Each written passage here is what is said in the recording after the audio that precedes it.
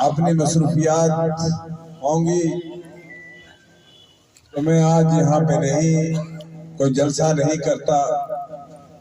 अपने चंद साथियों को, जिन साथियों ने मेरे साथ 20-25 दिन रात मेहनत की है, मैं उनको शुक्रिया अदा करूं और उनके जरिए हर गांव के लोगों तक ये पैगाम पहुंचा सकूं कि मैं आपका बेहद मशकूर हूं। मेरे साथियों, आज टेक्नोलॉजी का जमाना है। जो लोग यहाँ तशरीफ लाए हैं और जो नहीं लाए, वो सब मेरी बातें सुन रहे हैं।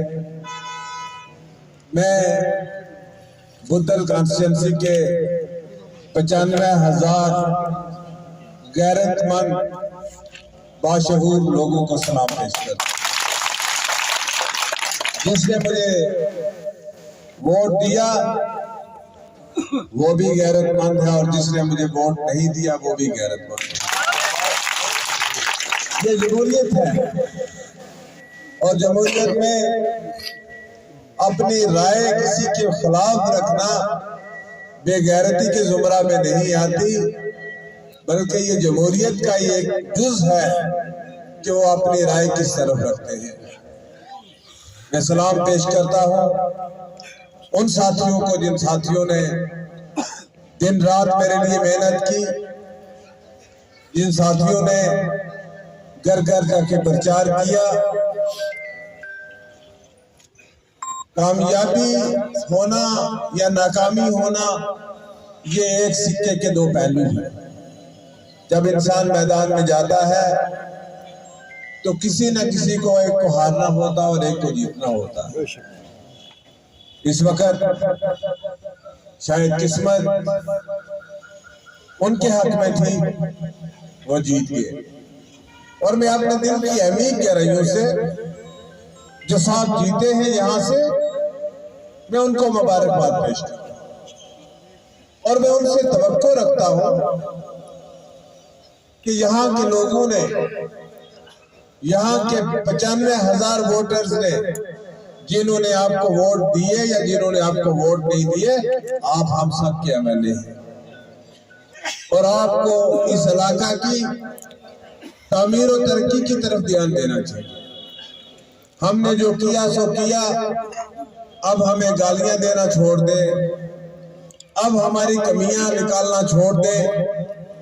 अब बेहतर यह है कि इलेक्शन खत्म हो चुका है, आप लोगों को सर्टिफिकेट बांटना बंद करें और अपने काम पे तवज्जो दें।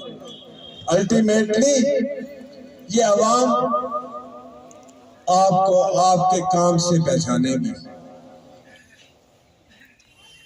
मैं इलेक्शन हार गया, लेकिन मुझे ये फख्र है कि मैं इलेक्शन हारने के बाद भी इस कॉन्स्टिट्यूंसी के हजारों लोगों का दिल जीता। मुझे इलेक्शन लड़ने में सिर्फ 20-25 दिन का मौका मिला, और मेरे लिए एक नई पॉलिटिकल पार्टी थी। और जिस पॉलिटिकल पार्टी के खिलाफ यही प्रोपेगेंडा था, ये हिंदू नवाज है, इसने मस्जिदों को खत्म कर दिया, इसने हमें नमाज पढ़ना बंद करवा देनी, इसने हमें कुरान शरीफ पढ़ना बंद करवा देना है, इसने पता नहीं हम पे क्या क्या जुर्म करना है। यही प्रोपेगेंडा लेके उन लोगों ने रखा। और मैं लोगों की हिम्मत को दाद देता हूं कि 24,000 लोगों ने उस प्रोपेगेंडा में, जिस कॉन्स्टिट्यूंसी में 90% मुसलमान पॉपुलेशन है, उस कॉन्स्टिट्यूंसी में जो 35% वोट जो है वो भारतीय जनता पार्टी को मिला। और हर प्रोपेगेंडा के बाद कोई प्रोपेगेंडा में कमी नहीं की गई। मजहबी नफरत फैलाने की, कम्युनल डिसहार्मनी फैलाने की कोई कमी बाकी नहीं छोड़ी गई नेशनल कॉन्फ्रेंस की तरफ से। छोटे मोटों को तो छोड़िए, यहाँ बड़े बड़े रहनुमा जो उनके हैं, उन्होंने भी फिरका परस्ती के सिवा कोई बात नहीं की। लेकिन हो गया उनका क्लिक, ठीक है। लेकिन हम अब चाहेंगे कि जो सरकार ने रूलिंग पार्टी जो कल या परसों जिनकी सरकार बनने जा रही है, वो अपना मंशूर पढ़े और उस मंशूर को लागू करें। आपने मंशूर में लिखा है कि आप लोगों को 1 लाख नौकरी हर साल देंगे, आप लोगों को हर आदमी को 10 किलो मुफ्त राशन देंगे। आपने लिखा है कि आप 5,000 रुपए हर फीमेल को पेंशन देंगे, आप लोगों को 200 यूनिट बिजली का फ्री करेंगे, आप लोगों को हर साल गैस सिलेंडर जो है 12 सिलेंडर, मतलब हर महीने में 1 सिलेंडर आपको मुफ्त मिलेगा। अब आपको गैस खरीदने की जरूरत नहीं है।